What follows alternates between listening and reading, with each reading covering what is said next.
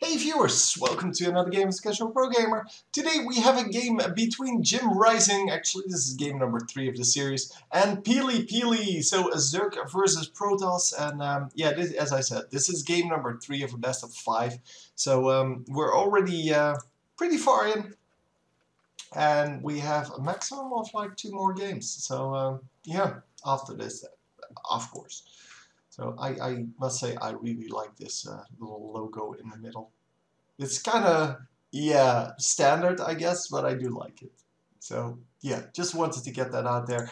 This is, of course, a 4-player map, so I don't expect any rush strategies. And, yeah, the Overlord's going to even scout the wrong direction. So it's not a huge map. I mean, the distances are pretty small, but because it's a 4-player map, and the Zerg player is going in the wrong direction, not expecting anything fancy to come out. In the early game at least. I'm hoping to see a fancy game because, well, it would be nice after 2 relatively short games. Well, not relatively, they were just short. Even for, well, sure, smaller maps they were short. And a little bit of a drone trick there. Extractor trick, I guess it's called. And the extractor is actually going to go down. For the rest, well, we have a gateway coming up, we have gas coming up. Yeah, nothing getting scouted yet. There goes our scouting probe then. Finally going out to do some work. And it is plopping down a pylon, so he wants to make a wall off right here. And that wall off might actually not be necessary at all.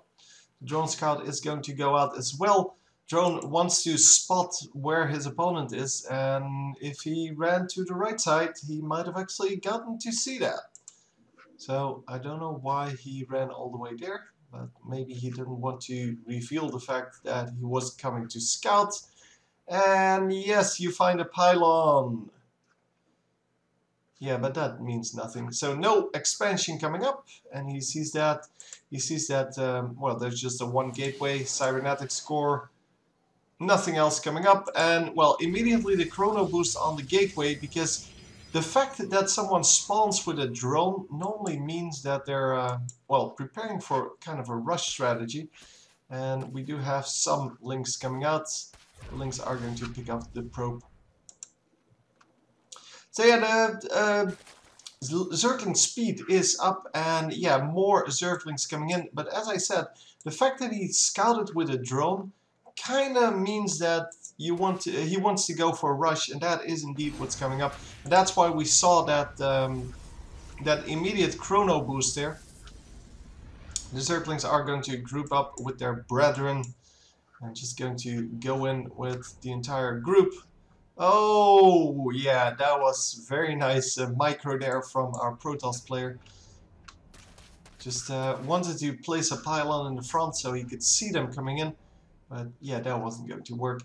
The mothership core might actually just be able to hold this off all on its own, although it does take like 4 shots to kill 1 Zergling.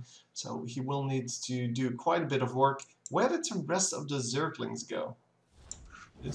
They're over here? Why did he not group them up?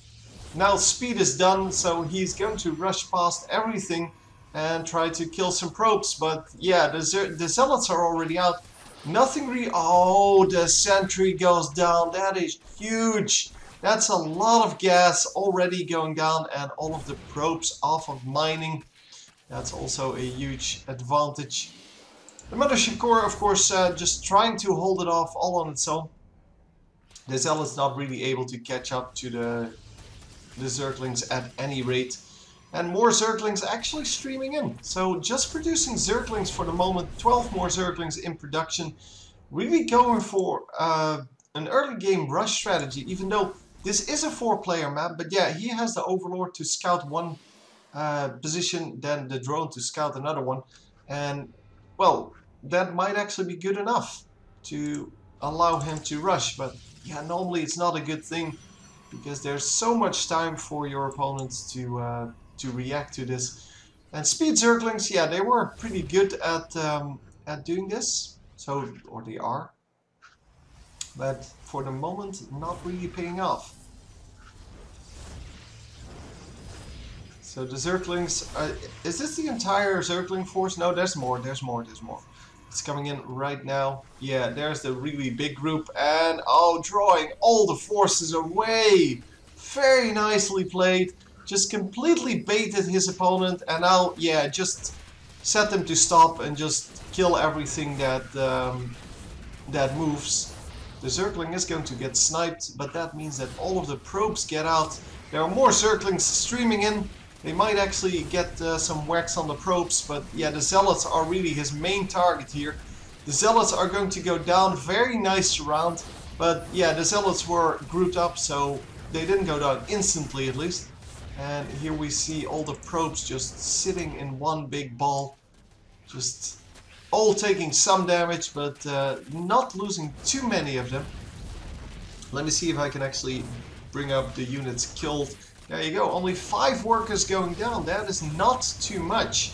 And yeah, already 36 of the Zerglings going down, so that is pretty bad. For the rest, yeah, he's just trying to hold off with the Nexus cannon, the photon overcharge or whatever it's called. And just warping in more units. The sentries might actually be instrumental at holding this ramp. Yeah, the last sentry got killed instantly. And if he can just spot when the Zerglings are coming in, he might actually be able to just wall off the ramp and hold them off for like 10 more seconds. And the 10 more seconds are really valuable because, well, he can just do a whole lot with that 10 seconds. Finally going into a second expansion here as the Zerg player, but yeah, did he do enough damage? I have to feel that he didn't do enough. I mean, he killed 5 workers and 17 other stuff, which is mostly Zealots, which is pretty good, but 46 Zerglings and the fact that he sacrificed his entire economy to do this kind of means that, well, he might actually be behind. The thing is, our Protoss player is not really too far ahead because he didn't have a second base up. If he had a second base up and mining, yeah, that would have been a completely different story. But because he held off the second base, it actually wasn't too bad. So I'm assuming still a 50-50 win chance for both of these guys. Although, well, no, not a 50-50. I guess I give a few percent extra to our Protoss player here. The Zergling's just running around doing nothing really. Scouting around, I guess. But there's not a whole lot to see. I mean, his Overlord can already see that there's no base there. And, well, it would be crazy to put up another base if you're this far. Or if you lost this many units. Yeah, doesn't snipe the Zealot when he gets the chance. He does get blocked in by some force fields, but he might actually get out. No, more force fields. Very nicely played. Oh my god, that was a slaughter. He didn't lose anything except for a little bit of force field energy. Well, sentry energy. But so well played. Just drove them completely into a corner and surrounded them with Zealots. And Zealots are really good against Zerglings, as long as the Zerglings can't fully surround them one by one. If you can keep them in a ball like this, then the Zergling surround is never going to be good enough. Roaches coming out, and Roaches are going to be good against the Zealots because there are no additional units to, well, to snipe the Roaches. But yeah, the force fields, of course, awesome against anything that moves. Or doesn't move, it doesn't even matter. But yeah, the force fields are just awesome. Just holding off the entire army, then recalling.